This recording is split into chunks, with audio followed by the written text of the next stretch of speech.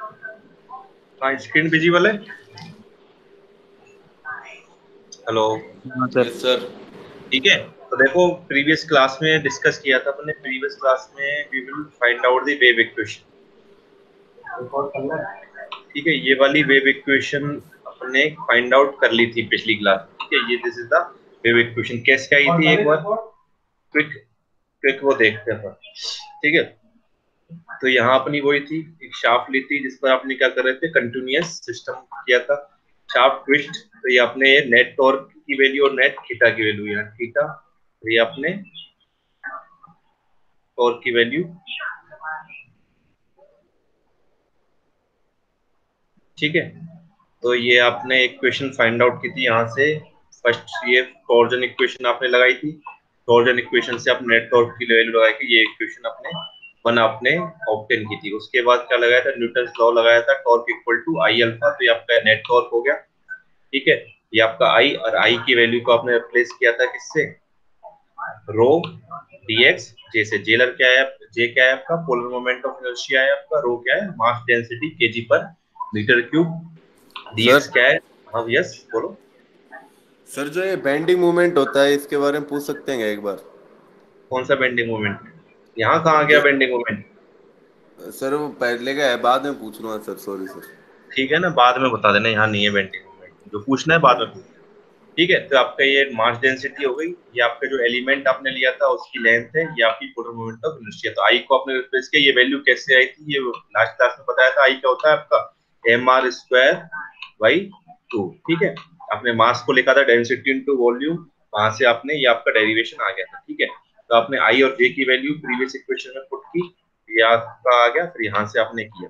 ठीक है, उस इक्वेशन को, इसको आपने डिफरेंशिएट किया with respect to x, then we will find out the dt by dt। दोनों को आपने फिर इक्वेट किया, तो आपकी वेव इक्वेशन आ गई। ये अपन प्रीवियस क्लास में डिस्कस कर चुके हैं। यहाँ c की वैल्यू क्या थी आपकी,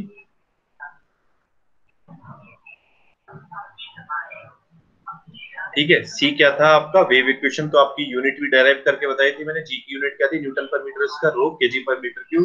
when you solve this you will find out the units of velocity. ठीक है, यूनिट्स ऑफ वेलोसिटी आपने फाइंड आउट की, दैट इज मीटर पर सेकंड। तो ये आपको क्या होती है, ये वेव इक्वेशन होती है। अब इसके आगे अपन को फाइंड आउट करना है इसका सॉल्यूशन। देखो मैंने बताया था 3 स्टेप्स में आपको प्रॉब्लम सॉल्व करनी होती है। फर्स्ट स्टेप तो क्या होता है, आपको वेव इक्वेशन फाइंड आउट करनी होती है।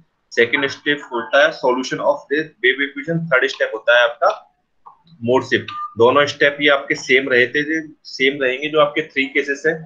ठीक है, और फर्स्ट स्टेप आपका डिफरेंट है। तो फर्स्ट आपका ये हो गया आपका टॉर्सनल वाइब्रेशन ऑफ शाफ्ट के। अब इसके आगे आप फाइंड आउट करोगे कि इसका सॉल्यूशन होता है। देखो सॉल्यूशन का मतलब क्या होता है, ये आपकी डिफरेंशियल इक्वेशन है पार्शियल। ये क्या है, डाउ पार्शियल डिफरेंशियल इक्वेशन है। कि थीटा किसका फंक्शन है, एक्स का ही फंक्शन है, और थीटा किसका फंक्शन है, टी का फंक्शन है। यदि थीटा ओनली एक्स का फंक्शन होता तो आप इसको डी से रिप्रेजेंट करते हो, ये अपन डिस्कस कर चुके हैं। ठीक है, अब बात ये आती है कि पार्शियल डिफरेंशियल इक्वेशन का मतलब क्या होता है, वो सॉल्यूशन का मतलब क्या होता है। ठीक है, जैसे फॉर एग्जांपल आपका ये इक्वेशन है, dy by dx equal to 2। ठीक है, ये आपका एक इक्वेशन है जिसे कहते हो डिफरेंशियल इक्वेशन। किया हुआ ना मैथमेटिक्स में डी वाई। तो सॉल्यूशन का क्या मतलब, देखो जो नीचे होता है आप उसे कहते हो क्या, इंडिपेंडेंट वेरिएबल, और ये क्या होता है, डिपेंडेंट वेरिएबल। जैसे ये इक्वेशन है आपकी y इक्वल टू सपोज करो 2x प्लस 3। ठीक है, 2x प्लस 3 इक्वेशन। तो इसमें x क्या है आपका, इंडिपेंडेंट वेरिएबल है क्योंकि उसकी वैल्यू डिपेंड नहीं कर रही, और y क्या है आपका, डिपेंडेंट वेरिएबल। क्योंकि डिपेंडेंट वेरिएबल क्यों है, क्योंकि y की वैल्यू आपकी x पर डिपेंड कर रही है। तो y क्या है, y is the dependent variable, x is the independent variable. और ये क्या है आपका सॉल्यूशन है किसका, कोई भी डिफरेंशियल इक्वेशन होगी उसका सॉल्यूशन। तो सॉल्यूशन का मतलब क्या होता है, सॉल्यूशन का मतलब क्या है, जो भी आपका डिपेंडेंट वेरिएबल है उसको फाइंड आउट करना इन टर्म्स ऑफ इंडिपेंडेंट वेरिएबल। ठीक है, इसका मतलब यही तो है। बताओ, y J function of x, इसका मतलब यही है। dy बाई dx मतलब y फंक्शन है x का। तो आपको सॉल्यूशन का मतलब, कोई भी डिफरेंशियल इक्वेशन है उसका सॉल्यूशन का मतलब क्या है, मतलब क्या समझते हो, कि आपको डिपेंडेंट जो वेरिएबल है उसको फाइंड आउट करना है इन टर्म्स ऑफ इंडिपेंडेंट वेरिएबल की टर्म्स में आपको फाइंड आउट करना है। दिस इज द क्या होता है, ये आपका ठीक है, तो dy dx, तो इसको आप सॉल्व करते हो तो कैसे करते हो, मैथमेटिक्स में सॉल्व करते हो तो क्या करते हो, dy इक्वल टू 2dx, तो आपने सेपरेट कर लिया, y को सेपरेट कर लिया, फिर क्या करते होते आप, इंटीग्रेट कर देते दोनों साइड का, तो dy का इंटीग्रेशन क्या हो जाता है y, ठीक है, 2 आपका कांस्टेंट है, बाहर ले लिया, dx का क्या हो गया आपका x, और एक कांस्टेंट आप लगा देते थे c, उस कांस्टेंट की वैल्यू आप फाइंड आउट कर देते, ठीक है, तो ये आपका, तो ये आपकी क्या थी, डिफरेंशियल इक्वेशन थी, उसका सॉल्यूशन क्या आया, ये आपका सॉल्यूशन यहाँ आ गया, y equal to 2x plus c, देखो y क्या है आपका डिपेंडेंट वेरिएबल, तो यहाँ आ गया, x क्या है आपका इंडिपेंडेंट वेरिएबल जो आपका यहाँ आ गया, तो y in terms of x आ गया। अब c एक क्या है, कांस्टेंट है, c क्या है, कांस्टेंट है, जिसकी वैल्यू आप फाइंड आउट करते हो बाउंड्री कंडीशन से। बाउंड्री कंडीशंस आपको पता होगी क्या होती है, जो आपकी कोई भी पोजीशन पे किसी भी टाइम पर उस फंक्शन की वैल्यू क्या है, मतलब इस y की वैल्यू क्या है, जब x की वैल्यू आपकी सपोज करो 0 है 2 है, तो y की वैल्यू क्या है, उस हिसाब से आप c की वैल्यू को फाइंड आउट करते हो। तो ये आपकी क्या डिफरेंशियल इक्वेशन, ये आपका सॉल्यूशन है, और c की वैल्यू आप निकालते हो बाउंड्री कंडीशन। तो समझ में आया सॉल्यूशन क्या होता है, एनीबॉडी कंफर्म? Yes sir. ठीक है ना, तो आपका सॉल्यूशन का मतलब क्या होता है, अब देखो ये आपकी क्या है, वेव इक्वेशन है, ये आपकी वेव इक्वेशन है और पार्शियल डिफरेंशियल इक्वेशन। अब आपको इसको सॉल्यूशन आपको फाइंड आउट करना है, तो सॉल्यूशन फाइंड आउट करने के लिए आपको क्या लिखना पड़ता है कि यहाँ जो भी आपका डिपेंडेंट वेरिएबल है, और ये क्या है आपका कोई भी फंक्शन का इंडिपेंडेंट। अब बताओ थीटा किस किस का फंक्शन है यहाँ, देखो थीटा आपका एक्स का फंक्शन है, और थीटा क्या है आपका टी का फंक्शन, तो theta is a function of x and T, है या नहीं बताओ। तो आपको सॉल्यूशन निकालना है, तो सॉल्यूशन का मतलब क्या है, सॉल्यूशन का मतलब क्या है, आपको एक ऐसी इक्वेशन की वैल्यू निकालनी है जो थीटा इक्वल टू ये कोई आपका एक्स का फंक्शन होगा, और ये आपका कोई टी का फंक्शन होगा, ठीक है, ये आपका एक्स का फंक्शन है और टी का फंक्शन होगा, दोनों को मल्टीप्लाई कर दोगे आप, तो बताओ थीटा सॉल्यूशन आपका फाइंड आउट हो जाएगा कि नहीं हो जाएगा, ठीक है ना। तो आपको करना क्या है यार, थीटा की वैल्यू निकालनी है। अब देखो इसके लिए एक टेक्निक का अपन यूज करते हैं इसके सॉल्यूशन फाइंड आउट करने के लिए, जैसे आपने किया था dy by dx equal to 2, तो आपने y को अलग कर लिया, तो ऐसी एक टेक्निक है जिसका नाम क्या है, वेरिएबल सेपरेबल टेक्निक। इसका सॉल्यूशन फाइंड आउट करने के लिए टेक्निक है वेरिएबल सेपरेबल टेक्निक। अब इस टेक्निक में आपने जैसा कि नेम सजेस्ट, जैसा कि लिखा हुआ है वेरिएबल सेपरेट, मतलब वेरिएबल को सेपरेट आप कर लोगे, जैसे जैसे प्रीवियस इक्वेशन में क्या था, y को आपने एक जगह कर लिया था और क्या किया था, x को आपने एक जगह कर लिया था, इसी ऐसे ही इसमें क्या करेंगे आप वेरिएबल सेपरेट करेंगे। देखो अब थीटा क्या है, यहाँ थीटा आपका x का और t का फंक्शन है, ठीक है, जो आपका सॉल्यूशन आएगा, सॉल्यूशन में क्या आएगा, थीटा x और t का दोनों फंक्शन होगा। अब चूंकि ये कंबाइंड है तो आपने क्या किया, ये इक्वेशन आपने एज्यूम कर ली, ठीक है, देखो थीटा क्या है यहाँ x और t का फंक्शन, अब आपने एज्यूम कर लिया कोई दो डिफरेंट फंक्शंस आपने एज्यूम कर ली, लेट अस सपोज ये कैपिटल X कोई अलग फंक्शन है और कैपिटल T आपका कोई डिफरेंट फंक्शन है। अब आपने एज्यूम क्या किया है, जो कैपिटल X है आपका ओनली फंक्शन ऑफ X है, और कैपिटल T आपका केवल T का फंक्शन है। समझे क्या कह रहा हूं मैं, आपने थीटा को दो फंक्शन एज्यूम कर लिए x और t। अब यहाँ क्या है, यहाँ थीटा तो क्या है x और t दोनों का फंक्शन है, लेकिन यहाँ x केवल आपका x का फंक्शन है, तो यहाँ t केवल आपका t का फंक्शन है, ठीक है। तो आप अब इन दोनों को मल्टीप्लाई कर दोगे, जो x का फंक्शन है और ये बाई t का फंक्शन, अब इन दोनों को आप मल्टीप्लाई कर दोगे, तो ये जो फंक्शन होगा, ये टोटल फंक्शन x और t का फंक्शन होगा कि नहीं होगा, बताओ होगा कि नहीं होगा।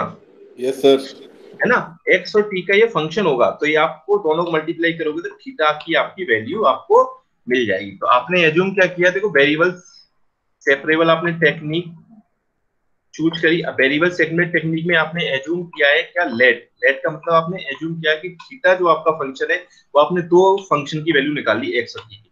अब आपको ये फाइंड आउट करना है, अब आप इस फंक्शन की वैल्यू को फाइंड आउट करना है, और आपको ये फंक्शन की वैल्यू को फाइंड कैसे करते हैं वो देखेंगे, वो बात की बात है।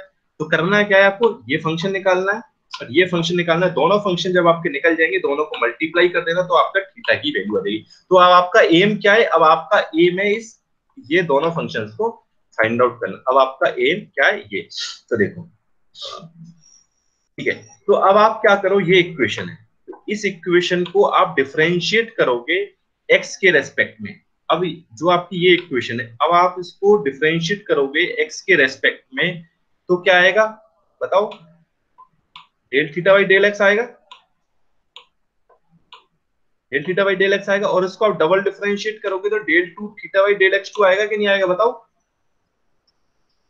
Yes sir. ठीक है, तो ये del two theta by del x two, तो आपने क्या किया है, इस वाली इक्वेशन को डबल डिफरेंशिएट किया है यहाँ पर, तो del two theta by del x two. बताओ ये किसको समझ में आता है कि ये कैसे आया?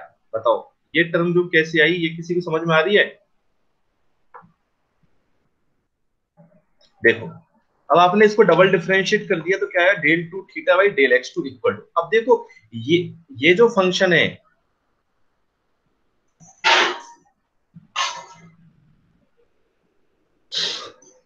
ये जो फंक्शन है ये केवल फंक्शन है टी का, और ये फंक्शन है केवल आपका क्या, एक्स का, और आप डिफरेंशिएट कर रहे हो विद रेस्पेक्ट टू एक्स। अब एक्स के रेस्पेक्ट में डिफरेंशिएट कर रहे हो तो पार्शियल डिफरेंशियल का मतलब क्या होता है कि आपको डिफरेंस करना है ओनली इसका, जो भी आपका एक्स पर डिपेंडेंट नहीं करता है वो क्या रह जाता है, आपका एडिटिव हो जाता है।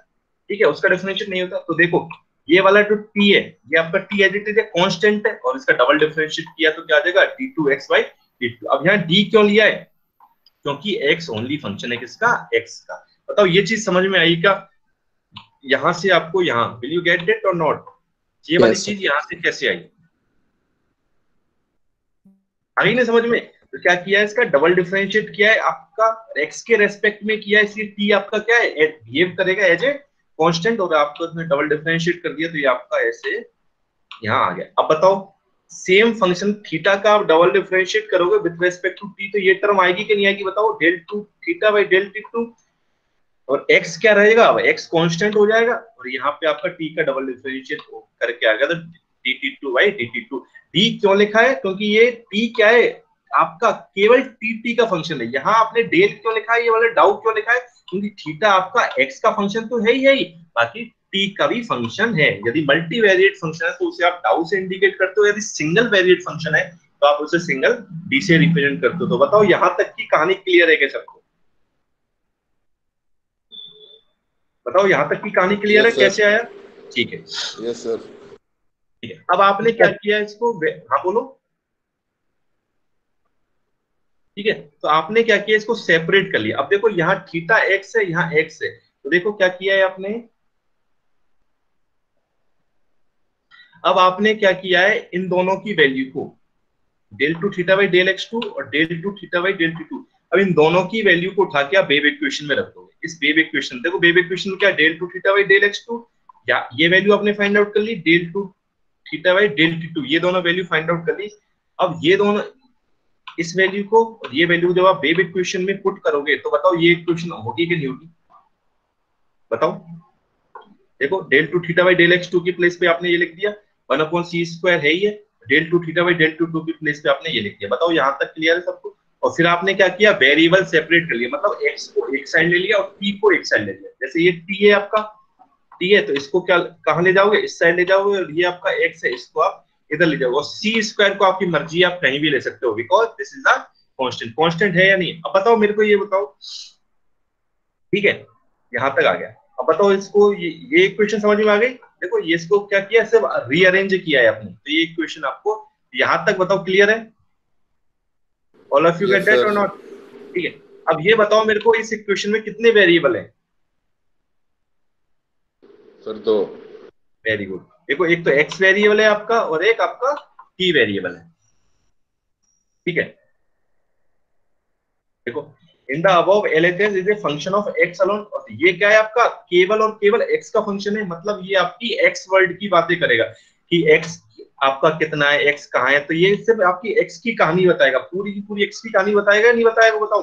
इसमें ओनली एक्स है आपका, तो ये आपको केवल एक्स की कहानी बताएगा, ये तो सी कांस्टेंट। और ये आपको किसकी कहानी बताएगा, टाइम की कहानी बताएगा कि टाइम आप इस टाइम पर आपका ये है, इस टाइम पर वेव इक्वेशन ये है, तो ये आपकी टाइम वर्ड की बातें करेगा, और ये आपकी एक्स वर्ड की बातें करेगा।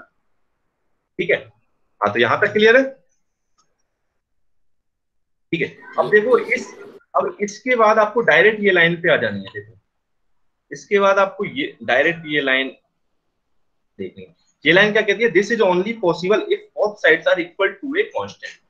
बताओ होगा कि नहीं। अब देखो कोई भी चीज है, ये आपका इसके इक्वल है, देखो ये एक्स वर्ड की बातें कर रहा है, ये टाइम वर्ड की बातें कर रहा है, और दोनों जो बातें कर रहे हैं वो सेम चीज की कर रहे हैं। तो बताओ किसी कांस्टेंट के इक्वल होंगे कि नहीं होंगे, यूनिवर्सल कांस्टेंट के इक्वल होंगे कि नहीं होंगे, बताओ।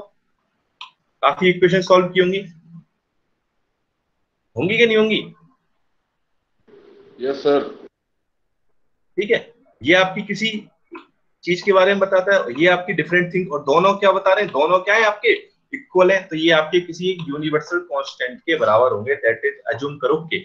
अब आपको फाइंड आउट ये करना है कि इस के की वैल्यू क्या होगी, what is the value of k to satisfy this equations. Okay, तो नाउ देखो, अब आपने के की वैल्यू को यहाँ क्या एज्यूम किया है, माइनस ओमेगा स्क्वायर। के की वैल्यू को क्या एज्यूम किया है, माइनस ओमेगा। देखो ये वैल्यू आपकी ये इक्वल है, ये चीज तो आपकी क्या है, ये चीज है, ये तो वही सेम है। आपने इसकी वैल्यू को क्या है के, तो के की वैल्यू होगी आपकी माइनस ओमेगा स्क्वायर। तो के की वैल्यू क्या, अब माइनस ओमेगा स्क्वायर क्यों माना है इसको, तो देखते हैं। चलो देखो, देखो ये आपकी शाफ्ट है, ठीक है, इस पर आप क्या है, इनफाइनाइट मास है आपकी, बताया था मैंने कंटिन्यूअस सिस्टम में इनफाइनाइट मास होंगे तो उसकी नेचुरल फ्रीक्वेंसी क्या होंगी, नेचुरल फ्रीक्वेंसी आपकी क्या होंगी, इनफाइनाइट नेचुरल फ्रीक्वेंसी होंगी। ठीक है, omega n1 omega n2 omega 3 infinite natural frequency होगी। अब देखो, ये जब नेचुरल फ्रीक्वेंसी आप फाइंड आउट करते हो तो ये तभी पॉसिबल है जब इसकी जो मोशन है, जो वाइब्रेटिंग मोशन है, वो क्या होगी, एसएचएम होगी। बताओ होगी क्या नहीं होगी। आप किसी भी सिस्टम की, आपने इतने सारे न्यूमेरिकल किए, इतनी सारी यूनिट्स पढ़ी, आप नेचुरल फ्रीक्वेंसी आप फाइंड आउट करते हो। नेचुरल फ्रीक्वेंसी फाइंड आउट करना तभी पॉसिबल जब इसकी जो वाइब्रेटिंग मोशन है वो क्या होगी, एसएचएम होगी। देखो इसमें रैंडमली मोशन भी होंगी, एसएचएम भी होंगी, लेकिन जो ओमेगा एन आएगी ना, ओमेगा एन, जैसे ओमेगा एन और omega n one omega two के बीच में भी कुछ होगा, लेकिन आप पूरा सिस्टम यदि for example omega n one पर आपका वाइब्रेट हो रहा है, ओमेगा एन टू पर रोटेट हो रहा है, तो वो क्या होगी, मोशन क्या होगी उसकी, एसएचएम होगी, सिंपल हार्मोनिक मोशन आपकी होगी। तभी आप क्या निकाल सकते हो, ओमेगा एन फाइंड आउट कर सकते हो। ठीक है नाउ, और एक आपको ये भी कंक्लूजन जो है याद रखना है, जो आपकी वेव इक्वेशन होती है ना, वेव इक्वेशन जो एक गवर्निंग इक्वेशन जिसकी भी आती है, ये केवल तभी आती है जब आपका मोशन क्या होती है, एसएचएम होती है।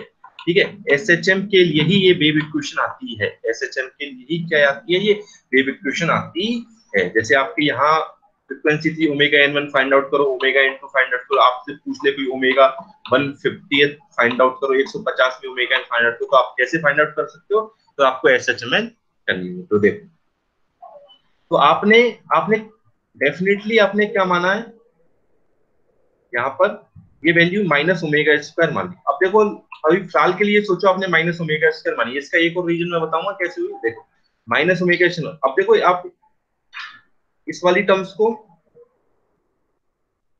ये वाली टर्म और ये वाली टर्म्स को करो, तो ये बताओ ये इक्वेशन होगी कि नहीं होगी, आएगी कि नहीं आएगी, बताओ। देखो ये वाली चीज ऐसे ही है, माइनस ओमेगा स्क्वायर इधर आया तो ओमेगा स्क्वायर एक्स सी स्क्वायर। बताओ ये इक्वेशन समझ में आ गई, रीअरेंज किया है कुछ नहीं किया, बताओ क्लियर है ये चीज। Yes sir. ठीक है, अब आपने क्या किया, ये वाली इक्वेशन को और ये वाली इक्वेशन को दोनों को एक साथ लिया, तो बताओ ये इक्वेशन आ जाएगी आपकी, कुछ नहीं किया, रीअरेंज किया है। देखो टी को इधर मल्टीप्लाई किया, माइनस ओमेगा स्क्वायर टी आया, इधर ले आया तो ये आ गया ओमेगा। अब बताओ ये यहां तक क्लियर है या नहीं है सबको। ठीक है, अब देखो जब भी आपने वाइब्रेशन की इक्वेशन फाइंड आउट की थी, तो वाइब्रेशन की इक्वेशन आपने क्या निकाली थी, ये थी वाइब्रेशन की इक्वेशन, क्या थी आपकी, यही आती थी, एक्स डबल डॉट प्लस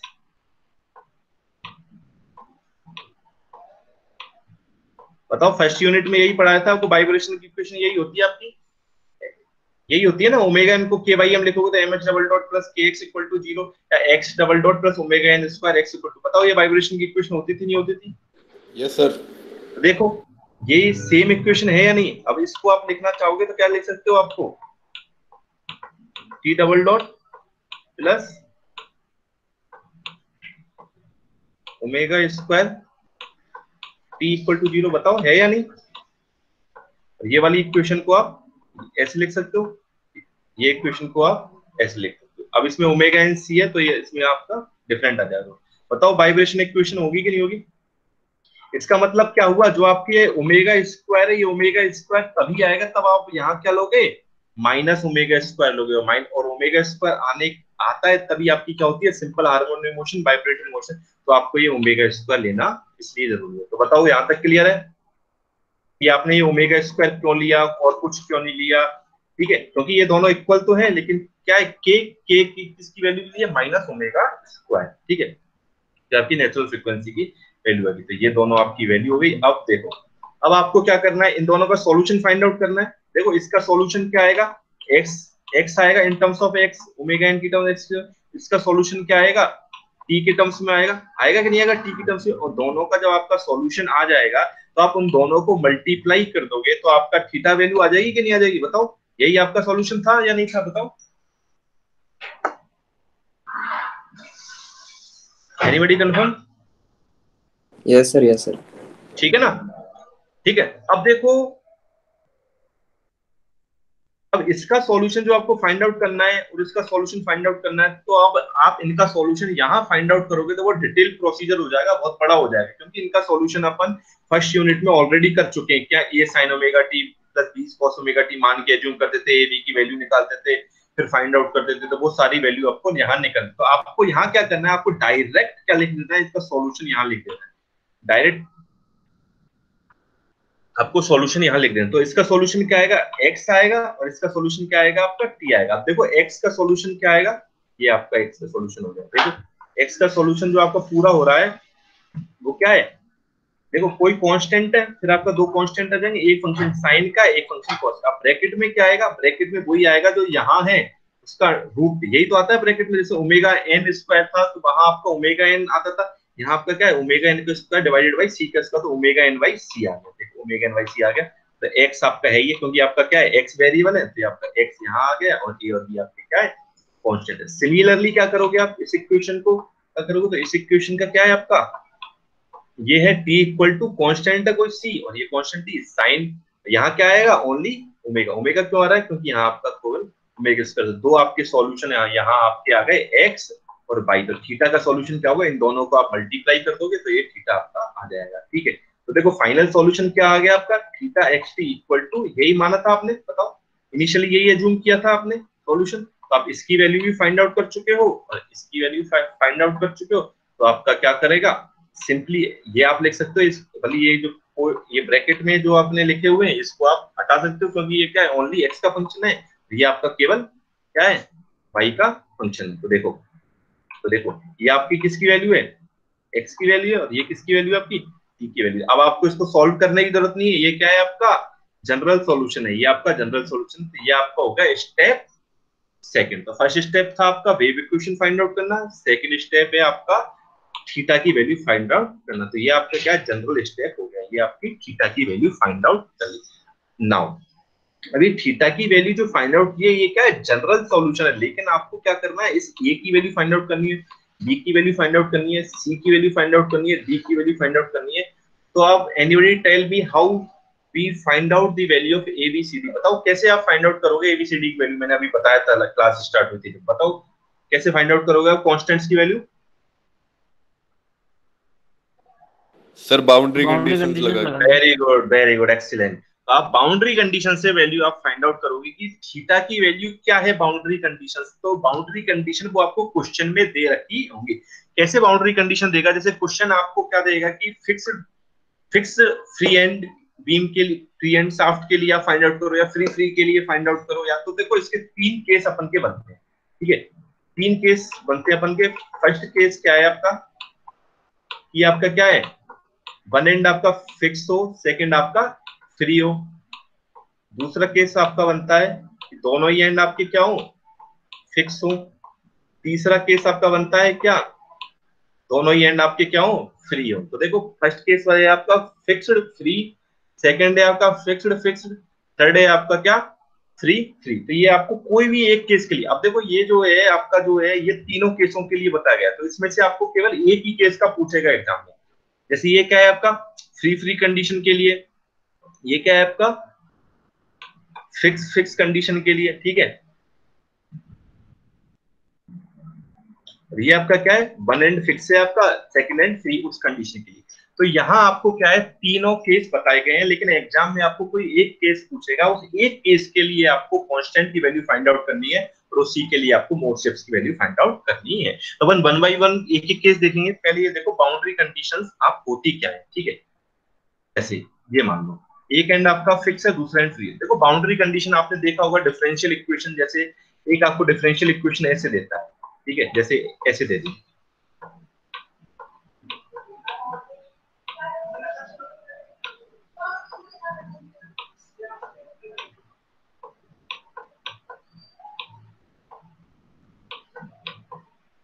बताओ बाउंड्री कंडीशन को मेरे को रीड करके कौन बताएगा कि ये बाउंड्री कंडीशन आपको क्या बताती है? बताओ, एनीबॉडी टेल कि ये बाउंड्री कंडीशन आपको क्या बताती है? x जब 0 है तो y 1 है।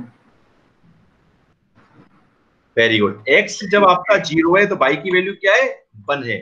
और ऐसे ही इसको देखो रिप्रेजेंट करने के तरीके आपको किसी भी फॉर्म में आपको एग्जाम में दे सकता है, ऐसे भी दे सकता है या फिर इजिली आपको ऐसे। तो इसका मतलब भी क्या है आपका x इक्वल टू 0 पर y की वैल्यू क्या है? 1 है। और इसका मतलब भी क्या है कि x की वैल्यू जब when the value of x is 0 the value of y is 1। तो ये समझ में आया क्या है?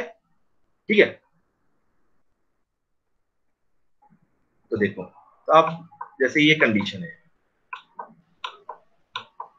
ये फिक्स एंड है आपका, फ्री है।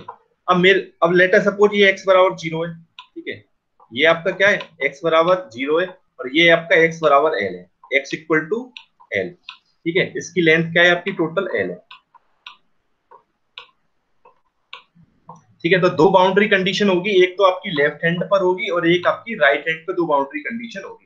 देखो पहली बाउंड्री कंडीशन अपन लिखते हैं लेफ्ट हैंड के लिए, ठीक है, ठीक है। थीटा की वैल्यू क्या होगी एट x बराबर 0 पर? बताओ थीटा की वैल्यू क्या होगी x बराबर 0 पर? यहाँ थीटा की वैल्यू क्या होगी जब आपका एक एंड फिक्स है? 0।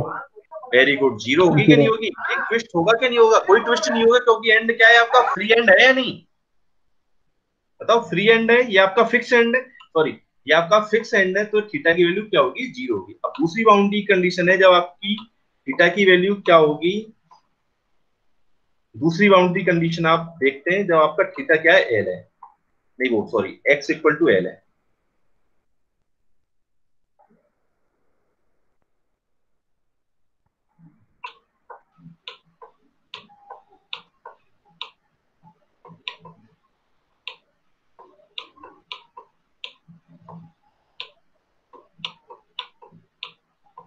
पहली बाउंड्री कंडीशन तो क्या थी? व्हेन x इक्वल टू 0, तब आपका क्या था? थीटा इक्वल टू 0 था। तो आपका जो भी आपने थीटा की वैल्यू यहाँ फाइंड आउट की है, जैसे ये किया ना आपने थीटा, ये इक्वेशन में आप x की वैल्यू जब 0 रखोगे तो थीटा की वैल्यू भी क्या रख दोगे? 0 रख दोगे, तो वहां से आपकी एक इक्वेशन मिल जाएगी। सेकंड इक्वेशन जब आपकी x इक्वल टू l है, तो ये बताओ ये बाउंड्री कंडीशन क्या होगी जब x की वैल्यू l है? तो कौन बताएगा? बताओ। When x equal to l है मीन्स यहां पर थीटा की वैल्यू क्या होगी इस पोजीशन पे? बताओ, थीटा मैक्सिमम होगा कि नहीं होगा? बताओ कि मिनिमम होगा, कितना होगा?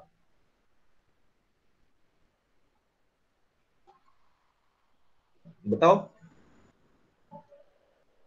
सर मैक्सिमम होगा। वेरी गुड, थीटा मैक्सिमम होगा। देखो ये बीम आपका ट्विस्ट ट्विस्ट होगा, ऐसे ही होगा। तो यहाँ आपका जब आपका फिक्स्ड एंड है तो यहाँ आपका थीटा 0 तो यहाँ थीटा मैक्सिमम होगा कि नहीं होगा? बेंडिंग ऑफ बीम से पढ़ा है नहीं पढ़ा टॉर्सन में? थीटा यहाँ क्या होगा? मैक्सिमम होगा। थीटा क्या होगा? मैक्सिमम। अब मैक्सिमम की कंडीशन क्या होती है बताओ? मैक्सिमम की कंडीशन कैसे फाइंड आउट करते हो भाई? डिफरेंशिएट करके। तो यहाँ क्या होगा आपका? थीटा मैक्सिमम होगा, और थीटा मैक्सिमम होगा इसको आप क्या लिख सकते हो? D theta by d x equal to क्या होगा? 0 होगा। बताओ ऐसे कर सकते हो नहीं कर सकते? कर सकते हो। और यहाँ डी नहीं होगा, यहाँ डेल होगा, डेल थीटा, क्योंकि theta is a function of x और टी दोनों का फंक्शन, तो यहाँ क्या होगा? डाउ होगा आपका। तो बताओ ये बाउंड्री कंडीशन समझ में आई या नहीं आई? देखो जब आपका फिक्स एंड है तो 0 पे आपका थीटा 0 होगा। यहाँ क्या है आपका? थीटा क्या है? मैक्सिमम है। और मैक्सिमम कोई भी चीज आपको मैक्सिमम होती है तो आप क्या करते हो? इसका डिफरेंशिएट करके 0 के बराबर करते हो। फॉर एग्जाम्पल आपका क्या है? थीटा आपका मैक्सिमम है, तो आपको इसको डिफरेंशिएट करके क्या किया है, जीरो के इक्वल ही तो किया, ये डिफरेंशिएट करके क्या किया, जीरो के इक्वल कर दिया, तो ये बाउंड्री कंडीशन आपकी हो गई। तो ये बाउंड्री कंडीशन किसके लिए हो गई, फिक्स्ड और फ्री कंडीशन के लिए। तो देखो ये आपका क्या है, फिक्स्ड है वन एंड, फ्री एंड के लिए देखो थीटा इक्वल टू, ये आपकी एक बाउंड्री कंडीशन ये आपने अप्लाई कर दी,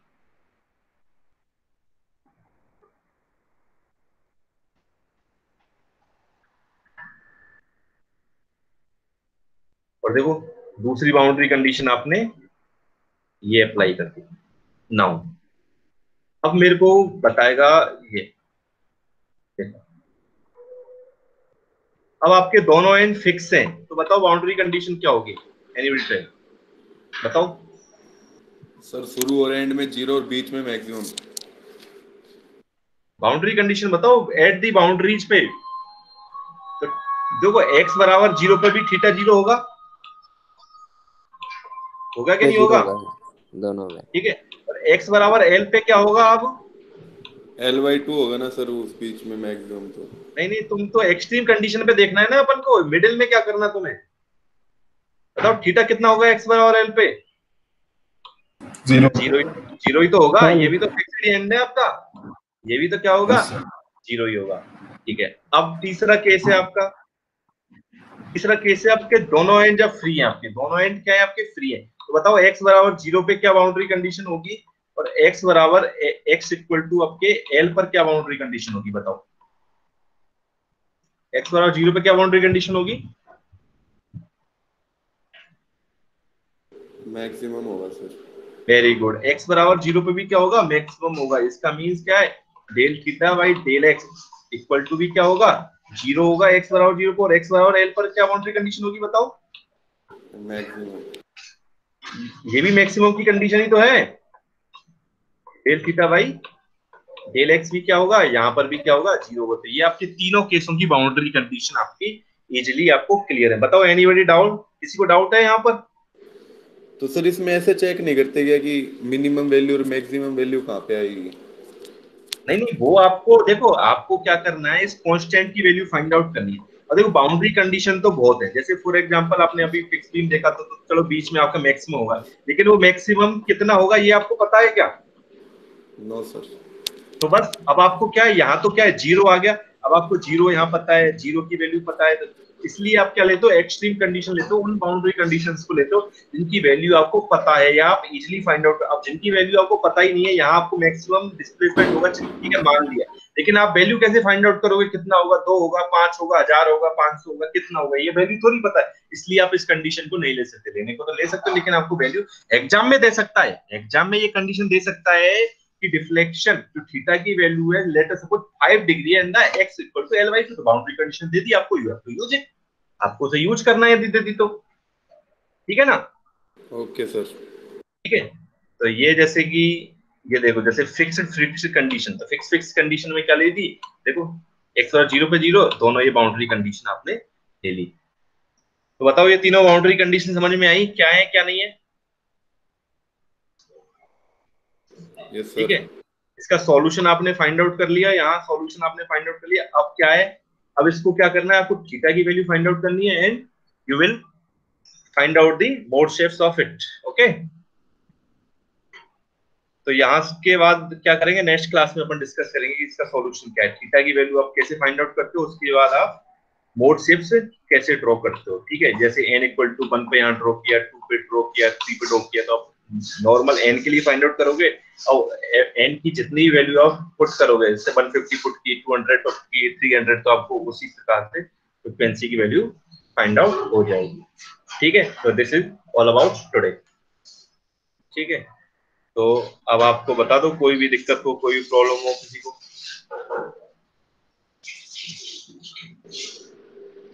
बेंडिंग स्ट्रेस बताओगे क्या? हम्म, बेंडिंग स्ट्रेस बता दे।